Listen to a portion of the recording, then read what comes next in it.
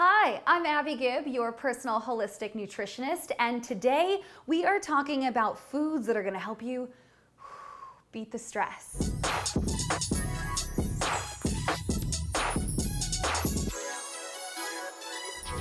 All right, so everybody together. Woosah into the moment.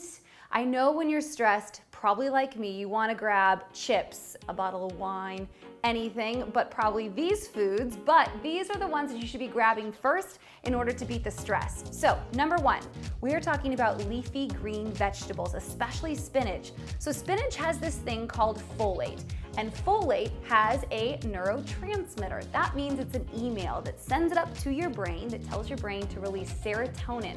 That is your happy hormone.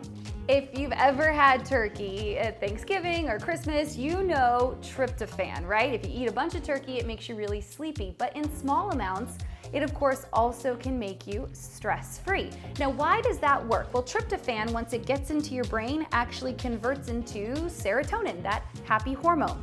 Now, if you are vegan or vegetarian, you do not have to be left out because you also can do things like eggs and almonds. Next, we're talking about probiotics. Here's why they are muy importante. So 80% of your hormone health, all of the different things that we talk about that go to your brain, they all live in your stomach. And most of us, hate to break it to you, have pretty messed up stomachs. That gut health just isn't balanced. And one of the easiest ways for us to be able to balance that out is with probiotics. Now, an easy way to do that is with things like fermented foods. Now, this is gonna be a little bit funky for you, but just bear with me, stick with me, I promise. This is kimchi, right? So you don't have to go to some Korean restaurant to get it anymore. I got all of this stuff at Staley Market. Always important to try to buy local as much as you can, and of course, organic.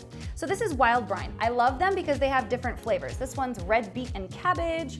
This one is, curry and cauliflower. So what you do with these, keep them refrigerated, open the bad boy in the morning, and you take about 2 forkfuls on an empty stomach. You're probably gonna notice for a day or two that you might have a little bit of bloating, might be a little gassy and funky, but that's just because your body's trying to get used to having that good gut flora again. Another great option, I do both of these in the morning, is this stuff. So it's a coconut water with probiotics inside. I know, it's like 2 great things in one. Blueberries, I'm gonna talk about these all the time. These are your new best friends. Here's one of the thousands of reasons you're gonna love blueberries. So they have this big fancy word, and it's called anthocyanins. Anthocyanins are the pigment that actually gives the blueberry the blueness to it. And it is a neurotransmitter that goes, again, emailed to your brain, and it's an antioxidant, which means that as your brain says, oh, cool, email, I'm supposed to release serotonin and be happy and a little bit less stressed out. Well, you need to be able to protect those cells in your brain, and that is what blueberries do. I have really good news. You should eat chocolate every single day. I know. Ah. Okay, a couple rules with the chocolate though. Number 1, gotta be organic.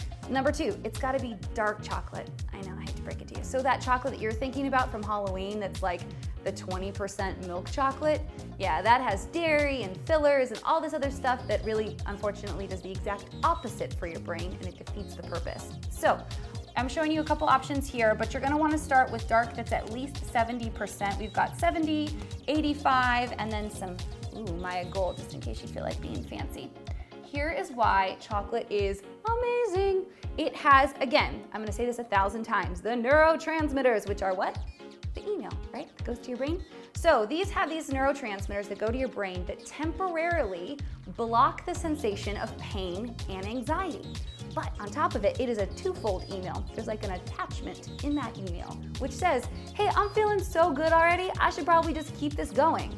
So it has 2 emails, 2 neurotransmitters, one that immediately, for a small amount of time, blocks anxiety and pain, and then keeps it going a little bit longer. So we've been talking a lot about these emails to your brain, but you can't send an email without Wi-Fi, right? So you actually need magnesium in order to carry that email to your brain. And almost everyone in the world is magnesium deficient. Dump it in there and it's like a holistic Metamucil. So that's it. These are the most important de-stress foods. Have them around and de-stress just a little bit during your week. I'm Abbey Gibb, your personal holistic nutritionist. Until next time, thanks for watching, and don't forget to subscribe below. We put all the links there for you. Bye.